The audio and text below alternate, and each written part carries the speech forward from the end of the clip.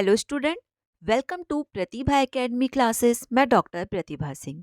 आज की क्लास में हम लोग बिहार एसटेट के पाठ्यक्रम में शामिल नाटक आषाढ़ का एक दिन नाटक को काफ़ी विस्तार पूर्वक पढ़ेंगे। तो जो भी विद्यार्थी बिहार एसटेट एग्ज़ाम 2024 की तैयारी कर रहे हैं या फिर करना चाहते हैं, उन सभी विद्यार्थियों के लिए आज की क्लास काफ़ी ज़्यादा महत्वपूर्ण होगी। और जो भी स्टूडेंट इस क्लास को पहली बार देख रहे हैं या फिर इस चैनल पर नए हैं, वो चैनल को सब्सक्राइब कर बेल आइकॉन प्रेस करना ना भूलें, जिससे आप सभी को आने वाले क्लास की अपडेट और नोटिफिकेशन मिलती रहे। और कमेंट बॉक्स में मैंने अपने टेलीग्राम चैनल का लिंक पिन कर दिया है, तो आप सब वहां पर भी मुझसे जुड़ सकते हैं। वहां पर आप सबको सबसे पहले क्लास की अपडेट देखने को मिल जाएगी। और आज की क्लास में मैं जो पीडीएफ आप लोगों को पढ़ाऊंगी, अगर आप लोगों को ये पीडीएफ चाहिए या फिर आप लोगों को मेरा बैच ज्वाइन करना है, तो यहाँ पर एक व्हाट्सएप नंबर दिया गया है। इस नंबर पर आप लोग मैसेज करके सारे इन्फॉर्मेशन ले सकते हैं। तो आइए हम लोग आज की क्लास को स्टार्ट करते हैं। आज की क्लास में हम लोग आषाढ़ का एक दिन नाटक को पढ़ेंगे, जिसके लेखक हैं मोहन राकेश।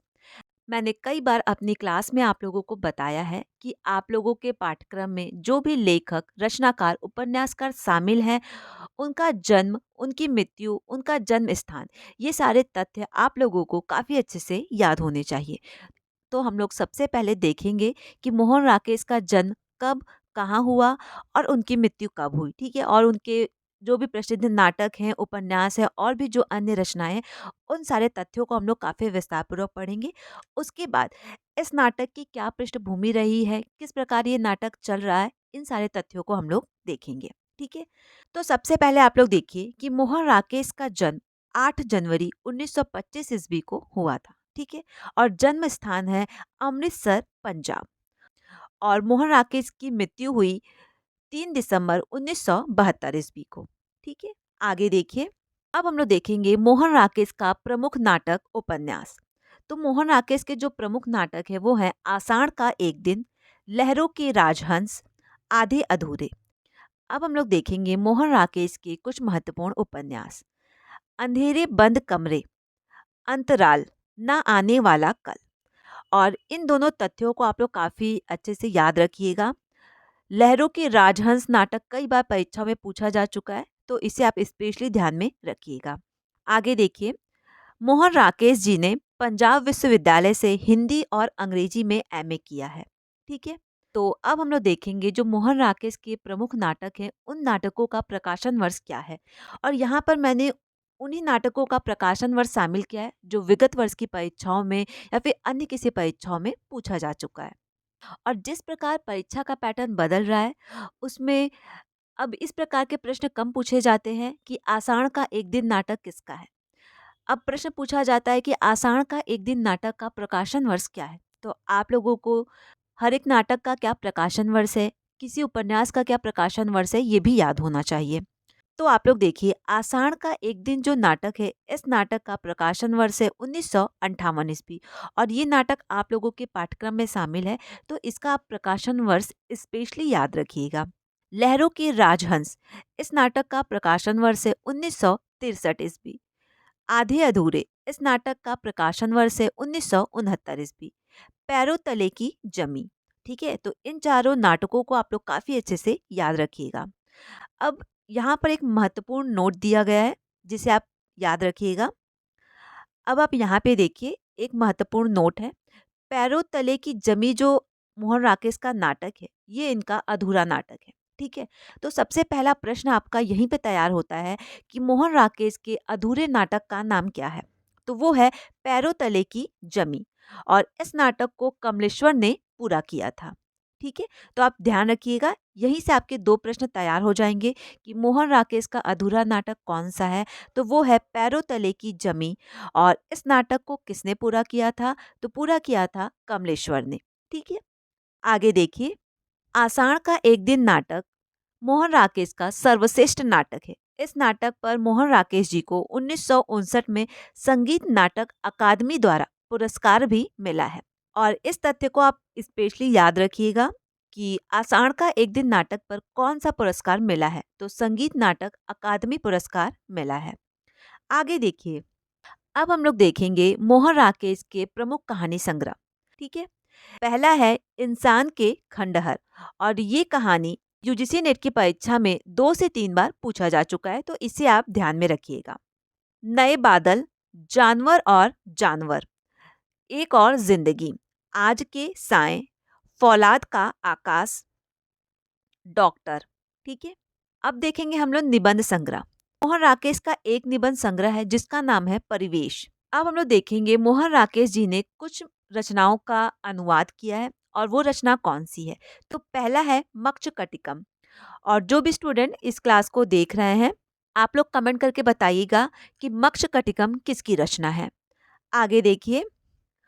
और दूसरी रचना है शकुंतलम। शकुंतलम का अनुवाद इन्होंने 1968 ईस्वी में किया था। मोहन राकेश नई कहानी आंदोलन के जनक माने जाते हैं और काफी महत्वपूर्ण है, इसे आप लोग ध्यान में रखिएगा। मोहन राकेश जी ने सारिका पत्रिका का 1 वर्ष तक संपादन किया। तो यहाँ पर आपको 2 तथ्य काफी अच्छे से याद रखने हैं। पहला कि मोहन राकेश नई कहानी आंदोलन के जनक माने जाते हैं, और दूसरा, मोहन राकेश ने सारिका पत्रिका का 1 वर्ष तक संपादन भी किया है। ठीक है। आगे देखिए। अब हम लोग देखेंगे मोहन राकेश की प्रमुख कहानियां। अभी तक हम लोगों ने देखा था मोहन राकेश की प्रमुख कहानी संग्रह। अब हम लोग देखेंगे इनकी प्रमुख कहानियां। ठीक है।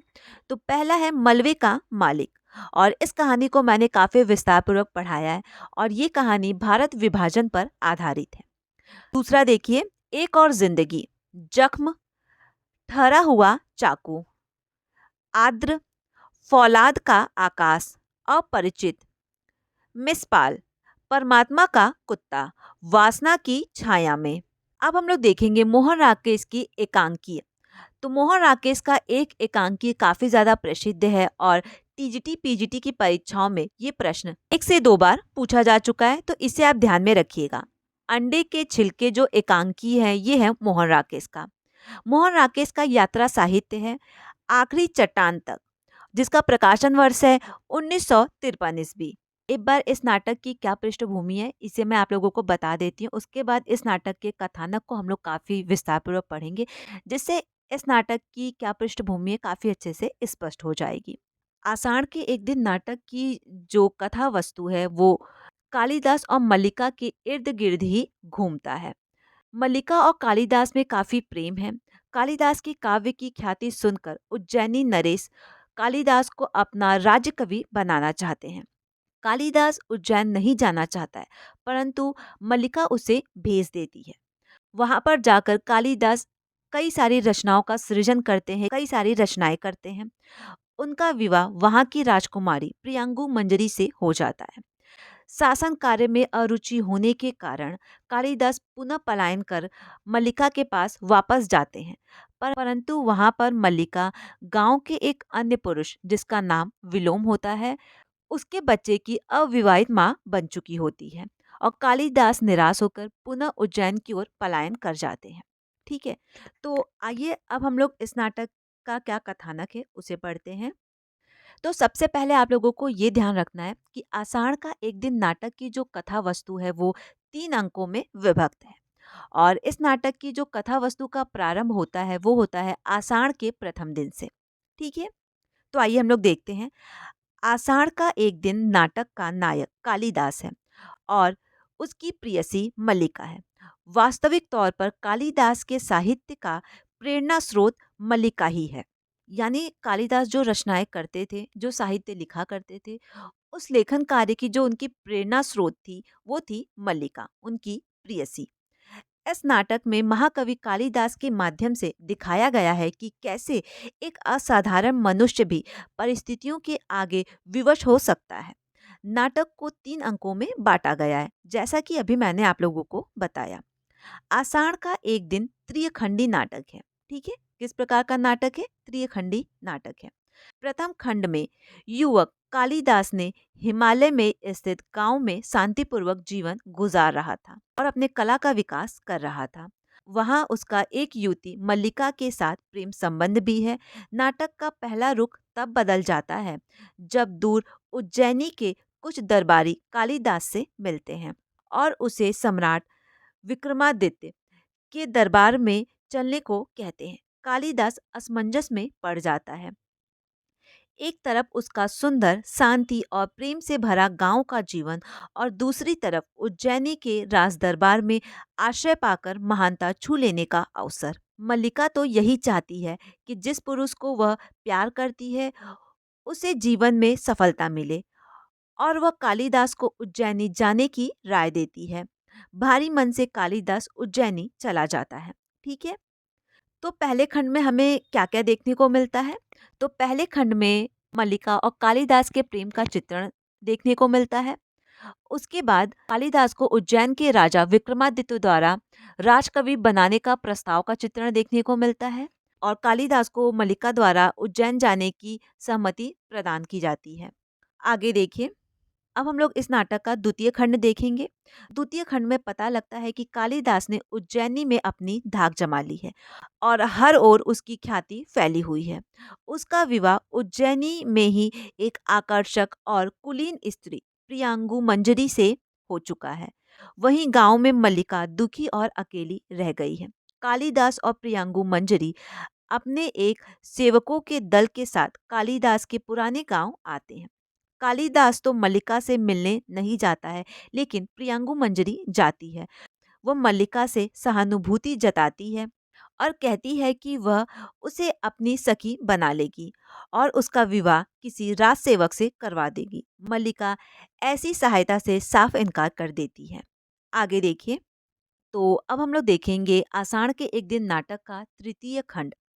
नाटक के तृतीय खंड और अंतिम खंड में कालिदास गांव में अकेले ही आ धमकता है। मल्लिका तक खबर पहुंच जाती है कि कालिदास को कश्मीर का राज्यपाल बना दिया गया है, लेकिन वह सब कुछ त्याग कर आ गया है। निसहाय मल्लिका की शादी विलोम से हो चुकी है और उसकी एक छोटी सी बेटी है। कालिदास मल्लिका से मिलने आता है, लेकिन मल्लिका के जीवन की इन सच्चाइयों को देखकर पूरी तरह निराश होकर चला जाता है। नाटक इसी स्थान पर समाप्ति पर पहुंच जाता है। तो इस प्रकार आषाढ़ के एक दिन नाटक की क्या पृष्ठभूमि थी, क्या कथानक था, मोहन राकेश की कौन सी महत्वपूर्ण रचनाएं थी, उपन्यास था, नाटक था, ये सारे तथ्य मैंने काफ़ी अच्छे से आप लोगों को बता दिया है। और ये क्लास आप लोगों को कैसा लगा, आप लोग मुझे कमेंट करके ज़रूर बताइएगा। और जो भी स्टूडेंट इस क्लास को पहली बार देख रहे हैं या फिर इस चैनल पर नए हैं, वो चैनल को सब्सक्राइब कर बेल आइकॉन प्रेस करना बिल्कुल भी ना भूलें, जिससे आप लोगों को आने वाले क्लास की अपडेट और नोटिफिकेशन मिलती रहे। और इस क्लास को आप लोग ज़्यादा से ज़्यादा अपने दोस्तों के साथ ज़रूर शेयर कर दीजिएगा। और कमेंट बॉक्स में मैंने अपने टेलीग्राम चैनल का लिंक पिन कर दिया है, तो वहाँ से आप लोग मेरे टेलीग्राम चैनल पे भी जुड़ सकते हैं। वहाँ पर आप सबको सबसे पहले क्लास की अपडेट देखने को मिल जाएगी। किसी भी प्रकार का कोई भी डाउट होता है तो कमेंट बॉक्स में मैंने अपने इंस्टाग्राम और फेसबुक का लिंक पिन कर दिया है, तो वहाँ पर आप लोग मुझे डायरेक्ट मैसेज कर सकते हैं। Thank you.